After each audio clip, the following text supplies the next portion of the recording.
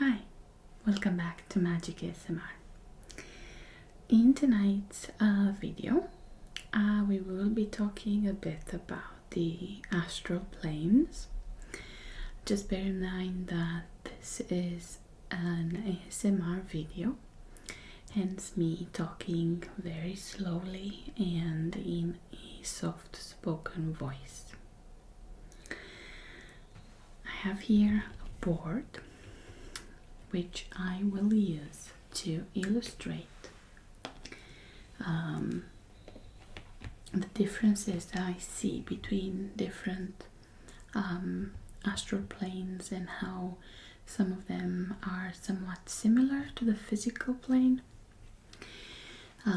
So we will discuss about that more in depth.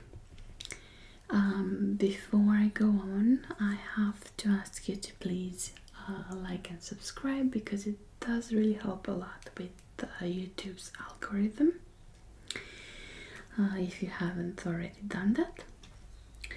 And without further ado, let's begin.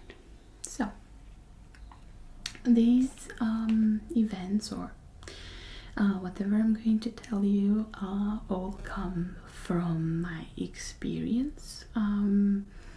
Obviously, I have discussed and I have read and I have done my research when it comes to astral projection. But in short, I am a natural projector, astral projector, which means that I have been able to project since I was, a baby, since forever, basically. And I obviously, as a child, I didn't know what was going on, like what were all these places I was visiting, and I really thought that I had a very vivid imagination, and that my brain was creating these worlds, or not even necessarily different worlds or parallel worlds or other galaxies. There were places that I was visiting on Earth, and for me was obviously unexplainable as to how could I possibly be there. So firstly, I would like to talk to you about the astral plane that is very similar to the physical plane. Now, most of the people that are experienced in astral projection, some of them do call it the Shadowplane, just because it is incredibly similar, if not it's a perfect mirror, to our physical plane, which is Earth. So things in the shadow plane are just as they are on Earth, but sometimes things or places can be a bit different. For instance, say you astral project in your room and you notice that one object or a piece of furniture somehow turned around, or that an object is added to the room. No one really knows why. My guess is that there isn't just one. I think there are just an infinite number of planes that are similar to the physical plane, and that you will astral project in one of them. However, my theory doesn't really explain how other people, or maybe if you have pets in your household, can also be astral projecting in the same plane. So, it's just a theory. Now, this plane is, pretty straightforward. you can go and visit whatever place on Earth, or in the atmosphere. Maybe you want to go sit on a cloud, or I don't know. Now, I'm not too sure why it is called the Shadowplane. Again, this could be a guess, but I've heard people say that things sometimes can be blurry. But I think that has to do more with how experienced you are, and if your projection is strong enough. Could be a number of reasons why your vision, or whatever you see in the astral plane, could be blurry. Okay, now the shadow plane is neither, in my opinion anyway, a high vibrational plane or a low vibrational plane. It's, as I said, pretty similar to the physical plane. However, there are high vibrational planes and low vibrational planes. For me, I don't really differentiate them as much. I mean, I don't have a preference as to where I go or where I find myself most of the time. So, low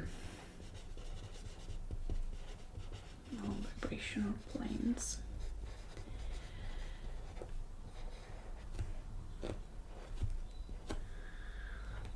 And high vibrational planes.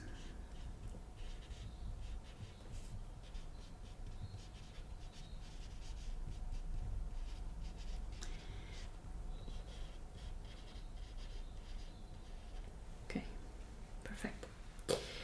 Now, some people say that as you grow as a person and when you are on your spiritual path to learn, you may be able to visit some of the higher vibrational planes. There's obviously somewhat of a ladder,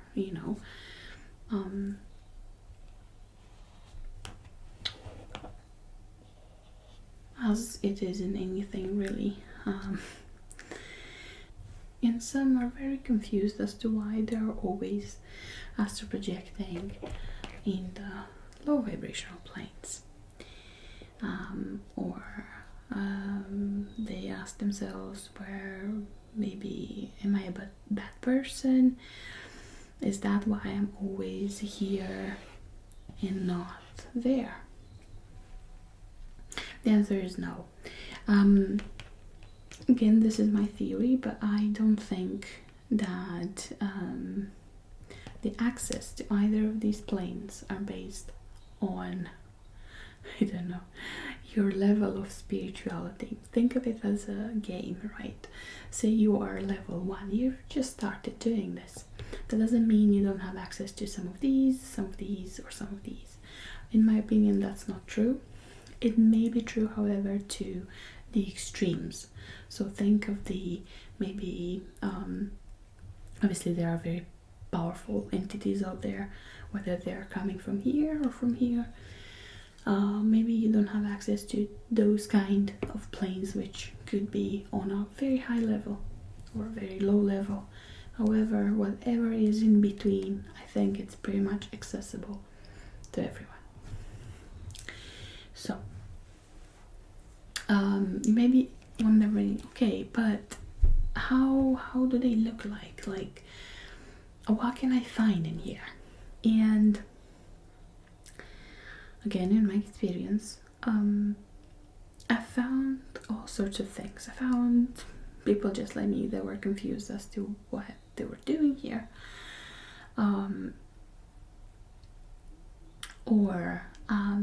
In general, these low vibrational planes are quite boring.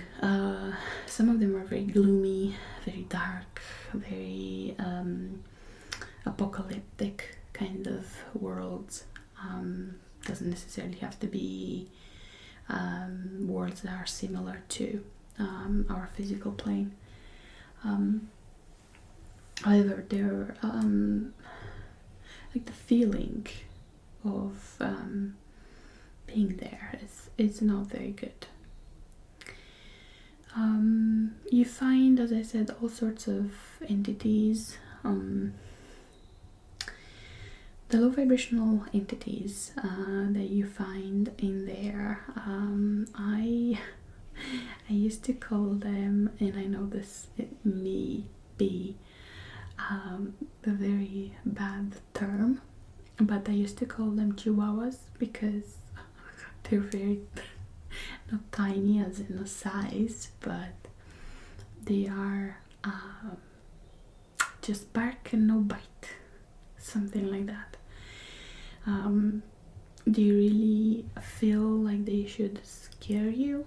That's they're feeding off your fear, but they can't actually do any harm to you. That's why I made that parallel and I named them chihuahuas. But that's not always the case. The astral planes are mostly safe. I know some people will always say that they're 100% safe, and that is not true in my opinion anyway. Sometimes obviously you can be hurt in your physical form. What you're projecting is only a projection, which is temporary, and that's fine. However, it doesn't mean that you can't be trapped somewhere, or that someone might tamper with your ability to astral project. However, in terms of being hurt on the physical plane while being in the astral, that's not possible, as far as I'm aware. So mostly safe. Now, the high vibrational planes, and these could also include some maybe other galaxies as well. They're really mixed. You could see different creatures, humans, other planets, galaxies. Everyone seems to be getting along better, and there seems to be places where have a functionality as a community space, right, where you can go and you can do whatever you would do normally in your life. And I don't mean necessarily life on Earth. Concepts as money or some sort of currency, not necessarily money, currency, or pleasure, or the social constructs, they still exist in the astral plane. Even food exists. So obviously there would be some sort of community places where you can go and have one or more of these. Now, aside from all of these, I think there is a separate plane. I'm gonna move the board, which I think, for me, it's called the Afterlife Plane, where we go after we die. I don't believe there is a heaven or hell, even though my religion or religions, because I'm an eclectic witch, so I follow multiple paths, might suggest there is a heaven and hell. Based on my experiences in the astral plane, I do not believe that there is. I believe that when you die, you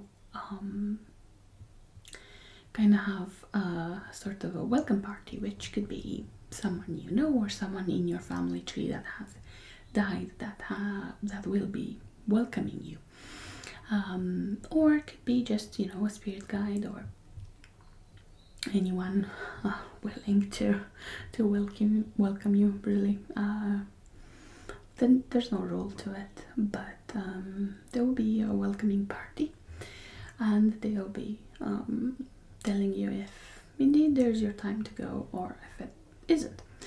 In some cases, you've heard about near-death experiences where people have come back and they have kind of said the same story every time that there's someone to welcome them. And, so anyway, if it is indeed your time and you have died, then they will kind of show you around. Now, I don't know the whole process because obviously I'm still alive and I do not remember what happened in my previous lifetimes, mostly after I died. However, I have seen the actual afterlife plane and the entrance, one of the entrances anyway. I believe there is completely separate and heavily protected, so the souls can actually be in there and rest if they want to. Access to it is mostly forbidden, because obviously they deserve the rest and peace. However, you can be invited. If you say you have a relative that is dead, you can be invited there to their own space. So I think that every single individual that has died and has gone to the afterlife plane has its own space, and you create your own, whatever you want to call it. You have an astral plane and you do whatever you want with it. You want to create a villa or a castle, a lake, it doesn't matter what you do, you'll have it. You have the ability to create anything in the astral from nothing. Of course, it requires experience, but after you die, you'll have plenty of time to figure that out. So they have their own space, so to say, and you can gain access to it if obviously they want to talk to you or if they want to show you something. You'll be brought in over to their space. I don't think people usually, when they astral project and they see maybe their dead relatives or I don't know. Yeah, I don't know if they acknowledge that the space that in which their relatives are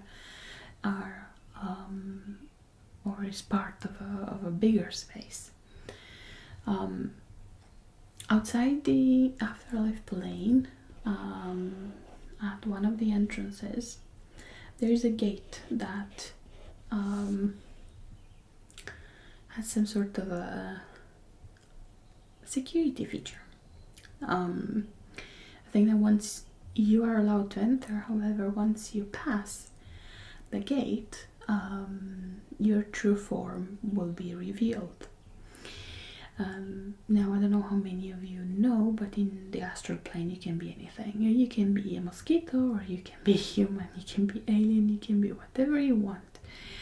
But as soon as you pass that gate in the afterlife plane, you actually see your true form, whether it's a physical form or not a physical form, it doesn't matter. And obviously if they have other security features in place, if your intentions are to harm the place, or you get it, you'll be kicked out after they see your true form. What else can I tell you about the afterlife plane?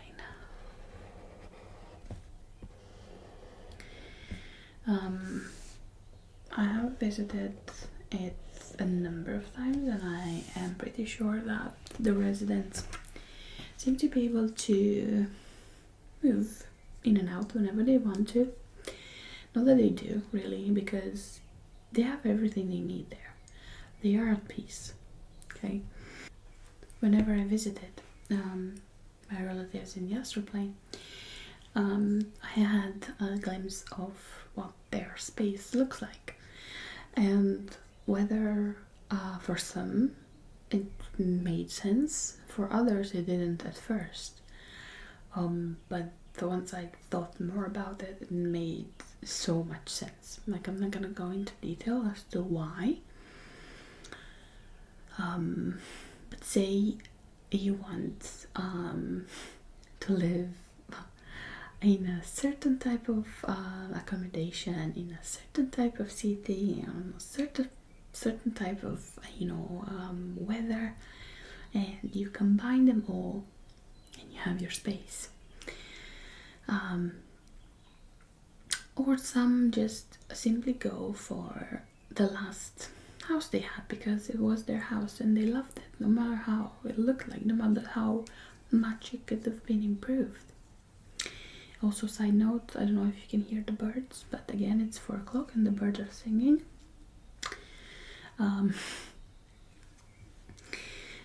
But yeah, as I said, I think they have sort of free will to travel whenever they want, in and out, if they have any messages for the living, or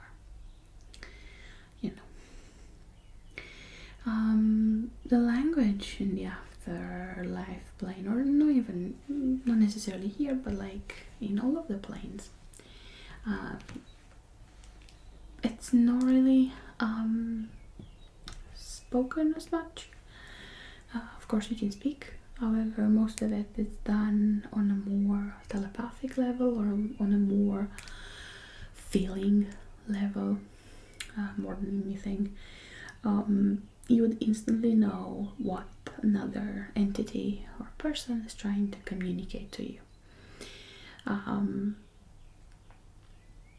And it comes so naturally that you don't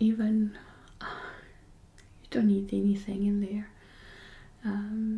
It's such a wonderful place, mostly, as a whole. And it can be enormously, interesting to explore. Yeah.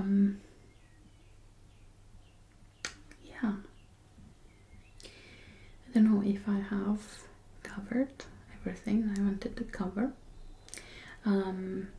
Probably just come back in another video, and I'll explain more about the specific plane or some of the experiences that I had.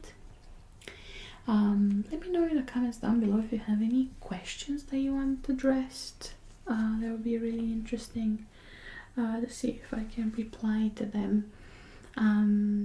There are plenty methods online on how to astral project, so I'm not gonna advise you on how to do it. Every person is different, so